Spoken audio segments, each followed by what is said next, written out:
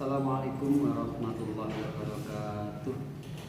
Alhamdulillahirabbil alamin. Assalatu wassalamu ala sayyidina wa maulana Muhammadin wa ala alihi wa ashabihi ajmain. Amma ba'du.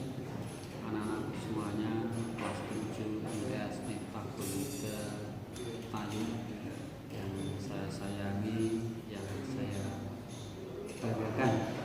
Alhamdulillah, pada pagi hari ini kita semua masih diberi kesehatan oleh Allah Subhanahu wa Ta'ala sehingga bisa mengikuti kegiatan proses pembelajaran walaupun lewat daring. Media apapun tidak mengurangi semangat anak-anak untuk belajar dan belajar. Anak-anakku semuanya yang saya cintai, bagaimana kondisi hari ini? Anak-anak semuanya masih tetap semangat. Semangat adalah modal dari awal sebuah kegiatan dan kesuksesan. Oleh karena itu, anak-anak harus semangat untuk mengikuti pelajaran yang disampaikan oleh Bapak dan Ibu guru semuanya. Anak-anakku semuanya kelas 7.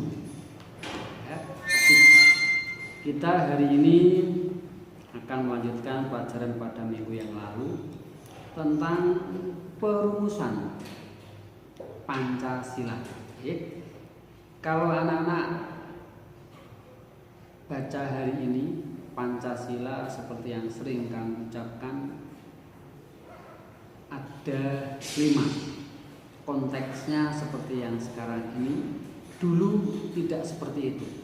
Melalui proses sidang yang berliku-liku sehingga menghasilkan Pancasila yang sekarang ini.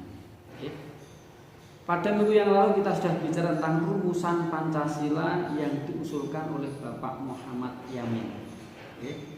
Bapak Muhammad Yamin sebagai tokoh nasional mengusulkan 5 dasar negara Republik Indonesia. Yang pertama adalah pre-kebangsaan, pre-kemanusiaan, pre-ketuhanan, pre-kerakyatan, dan pre-kesejahteraan rakyat pada tanggal 29 Mei 1945. Tokoh nasional yang lain pun juga mempunyai usulan. Usulan tersebut disampaikan pada tanggal 31 Mei 1945. Siapa beliau? Beliau adalah Mr. Supomo. Beliau juga seorang tokoh nasional. Usulan dari Pak Mr. Supomo adalah sebagai berikut. Nomor 1, persatuan. Bangsa Indonesia setelah 350 tahun dijajah Belanda maupun Jepang dan penjajahan yang lain, ayo bersatu. Kelas 7 MTS Miftahul Huda, ayo semangat dan bangga jadi siswa dan siswi Madrasah Sanawiyah Miftahul Huda Kauman Kayu. Pak Afif masih melanjutkan pelajaran PKN. Pada tanggal 1 Juni 1945, Bapak Insinyur Soekarno. Siapa anak-anak Pak Insinyur Soekarno itu? Ayo, siapa Pak Insinyur Soekarno itu? Beliau adalah Presiden Republik Indonesia yang pertama. Dengan siapa wakilnya? Bapak Muhammad Hatta.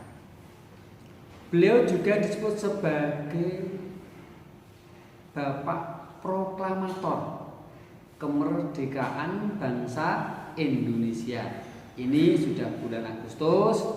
Sebentar lagi kita akan memperingati Hari Kemerdekaan Negara Kesatuan Republik Indonesia yang keberapa anak-anak? Ayo dihitung. Indonesia merdeka tahun 1945, sekarang tahun 2020. Ayo siapa yang tahu menjawab berapa tahun Indonesia sudah merdeka? Yaitu 75 tahun. Sehingga hari ulang tahun kemerdekaan Republik Indonesia tahun 2020 ini merupakan hari ulang tahun yang ke-75. Siapa yang lahir di bulan Agustus? Ayo langsung semuanya. Nah, berarti Anda bersamaan dengan bulan Indonesia merdeka. Apa usulan dari Bapak Insinyur Soekarno tersebut? Ini pada tanggal 1 Juni. Oleh karena itu setiap tanggal 1 Juni diperingati sebagai hari lahir Pancasila. Ini usulan atau rumusan yang diusulkan oleh Bapak Insinyur Soekarno adalah sebagai berikut. Nasionalisme dan kebangsaan Indonesia, internasionalisme dan prikemanusiaan, mufakat atau demokrasi. Yang keempat, kesejahteraan sosial. Dan yang kelima, ketuhanan yang Maha Esa. Yang pertama, nasionalisme dan kebangsaan Indonesia. Kita sebagai bangsa Indonesia, sebagai warga negara Indonesia harus bangga. Harus bangga sebagai warga negara Indonesia. Apa kebanggaan itu hanya dibangga-banggakan saja, saya bangga. Tidak. Diwujudkan dalam bentuk perilaku. Anak-anak sebagai pelajar harus rajin belajar, disiplin, patuh kepada kedua orang tua di rumah, kakak dan adik. Kalau di madrasah, patuh kepada bapak dan ibu guru. Ini bangganya seperti itu. Anak-anak harus punya cita-cita yang tinggi. Saya harus bisa menjadi andalan bangsa Indonesia, menjadi bupati, gubernur, dan lain sebagainya. Cita-citalah yang tinggi. Ini adalah tidak hanya sekedar cita-cita, diimbangi dengan semangat seperti yang dikatakan di awal tadi. Semangatnya apa? Semangat belajar. Perintah bapak dan ibu guru dipatuhi. Ada tugas PR dikerjakan. Kalau PR bisa dikerjakan secara berkelompok boleh. Anak-anak di rumah berkumpul, belajar kelompok dengan teman-temannya, itu akan lebih baik. Jangan waktunya banyak digunakan untuk bermain, apalagi bermain HP yang sampai berjam-jam tidak kesel, tidak lelah.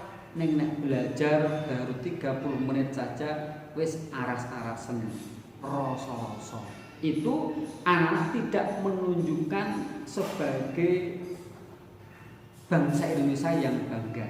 Karena anak sebagai pelajar, maka juga harus bangga menjadi pelajar, khususnya adalah pelajar Madrasah Sanawiyah Miftahul Hidayah.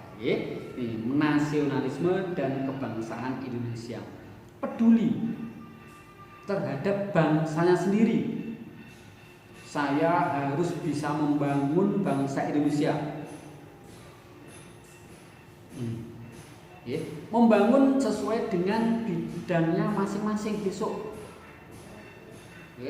Lewat menjadi Pak Guru, lewat menjadi ulama, Pak Kiai, itu bisa membangun bangsa. Lewat menjadi pedagang, lewat menjadi pejabat, lewat menjadi pengusaha. Semua bidang bisa berpotensi untuk membangun bangsa. bangsa Indonesia. Ya. Yang kedua, internasionalisme dan pri-kemanusiaan. Negara Indonesia tidak bisa terlepas dari negara-negara luar, anak-anak. Negara-negara sahabat. Ya. Indonesia masuk sebagai anggota ASEAN. Indonesia masuk sebagai anggota PBB. Indonesia masuk menjadi anggota OKI. OKI itu organisasi Islam, ya, negara-negara Islam yang ada di dunia.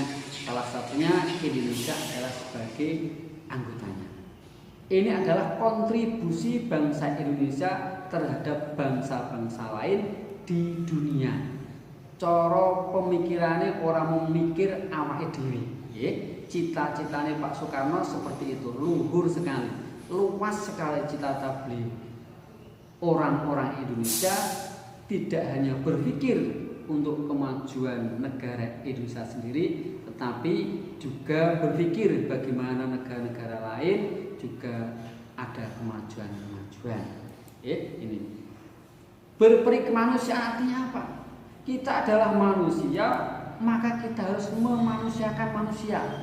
Lupa wis manusia kok larang mbok manusiakan. Artinya apa? Hargai mereka. Sayangi mereka. Kasihi mereka.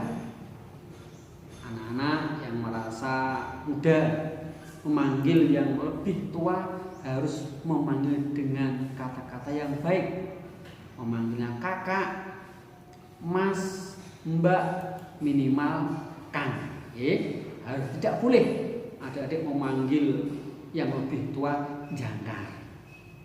Kepada tonggo teparo, kalau mereka lebih tua daripada ibu kamu, panggil saja bude. Memanggil bude, memanggil bule, tidak harus ada keturunan darah. Tidak boleh anak-anak jangkar memanggil orang yang lebih tua namanya.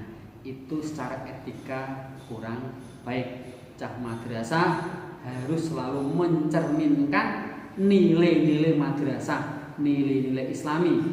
Kalau anak-anak kemarin ketemu dengan siapa saja belum mengucapkan salam, sekarang ketemu dengan siapa saja mengucapkan salam, tidak hanya dengan bapak dan ibu gurunya. Yang kemarin masuk rumah, keluar rumah tidak pernah mengucapkan salam, sekarang setelah anak-anak menjadi siswa madrasah, setiap masuk rumah dan keluar rumah ucapkanlah Assalamualaikum warahmatullahi wabarakatuh. Selalu demikian. Selalu demikian. Sebab salam itu adalah mengandung makna arti mendoakan kepada orang lain. Kalau anak-anak sudah terbiasa mulai kecil mendoakan kepada orang lain, besok kalau sudah dewasa dan setelah juga selalu terbiasa. Doa itu akan kembali kepada orang yang mendoakan. Maka anak-anak jangan mendoakan orang lain yang tidak baik. Sebab doa itu akan kembali kepada orang yang mendoakan. Kowe nek ndonga apik ning gone wong liya, awakmu ya didongan apik orang lain.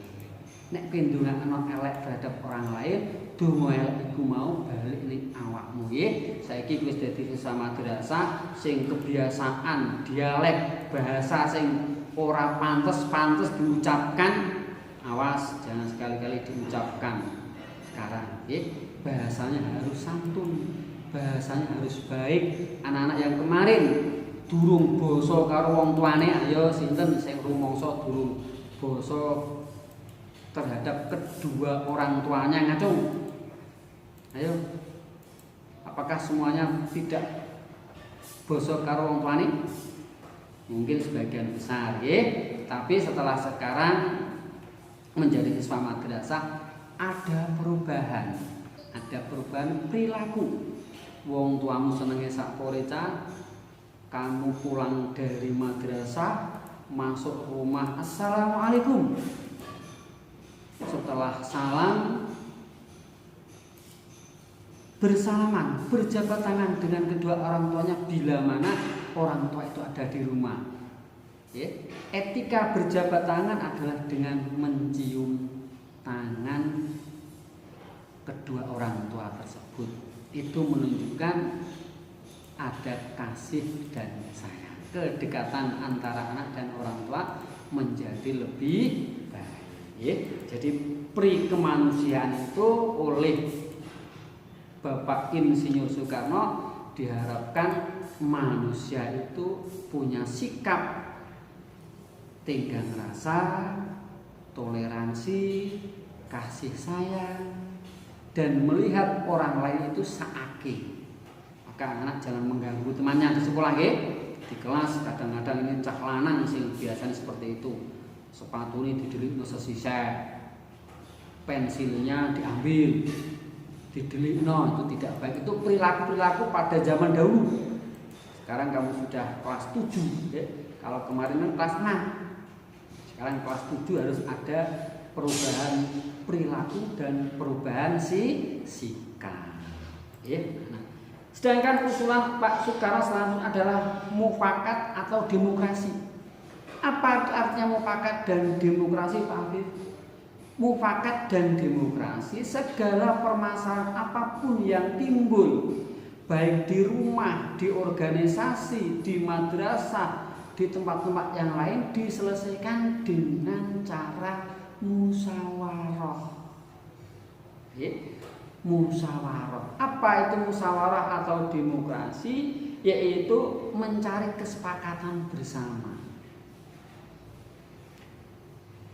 Suatu permasalahan bila sudah disepakati dalam suatu forum yang semula tidak sepakat, harus sepakat bila sesuatu itu sudah disepakati. Contoh, pemilihan ketua kelas, kepengurusan kelas kan harus ada anak-anak. Setelah si A ditunjuk oleh teman-teman yang lain secara mufakat musyawarah untuk menjadi ketua kelas, lalu ada si B juga ditunjuk, si C juga ditunjuk, ada 3 orang yang ditunjuk untuk menjadi ketua kelas. Karena ketua kelas itu hanya ada 1,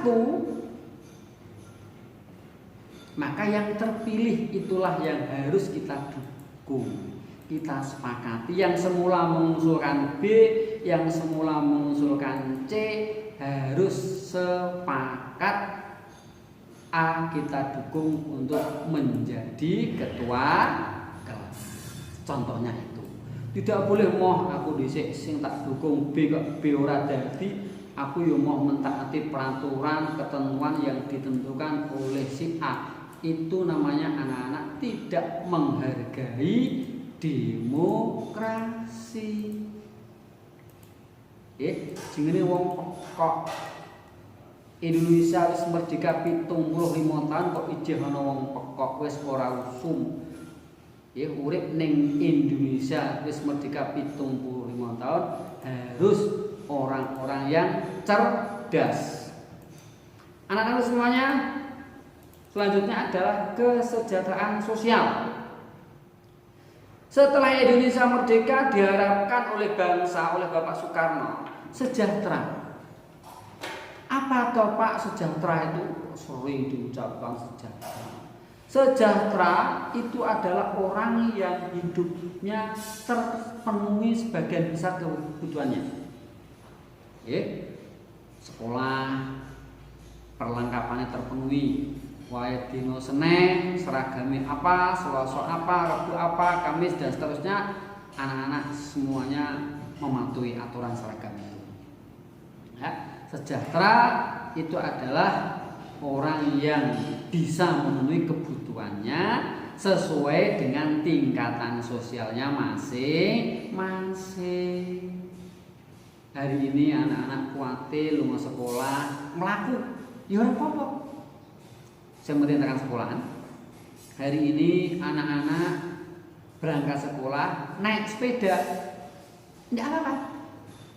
Di satu sisi yang lain ada yang naik bis angkutan umum, tidak apa-apa. Nyatanya semuanya sampai di madrasah. Itu yang tidak kalah penting.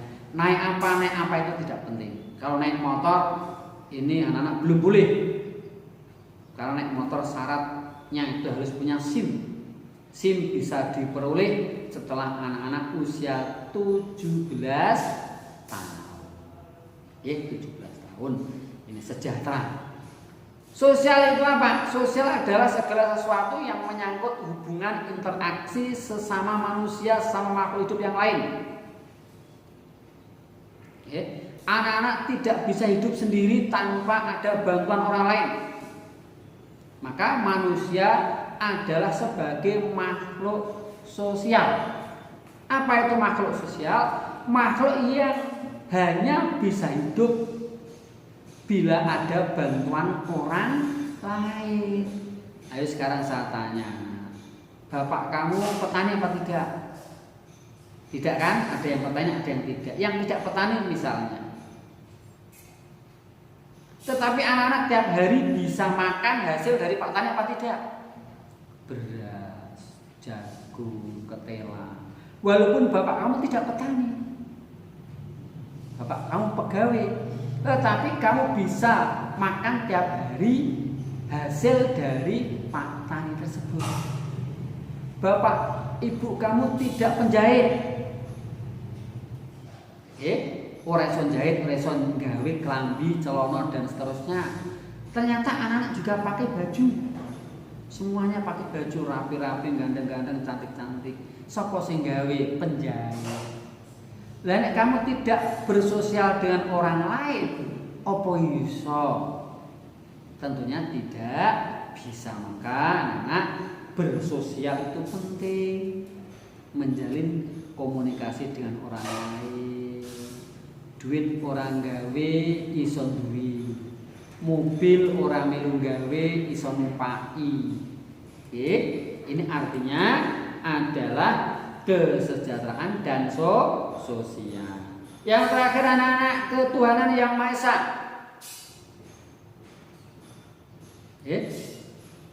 Manusia hidup di dunia ini wajib hukumnya bertuhan. Karena negara Indonesia menganut sistem Pancasila, artinya mengakui, menghargai agama-agama yang di Indonesia.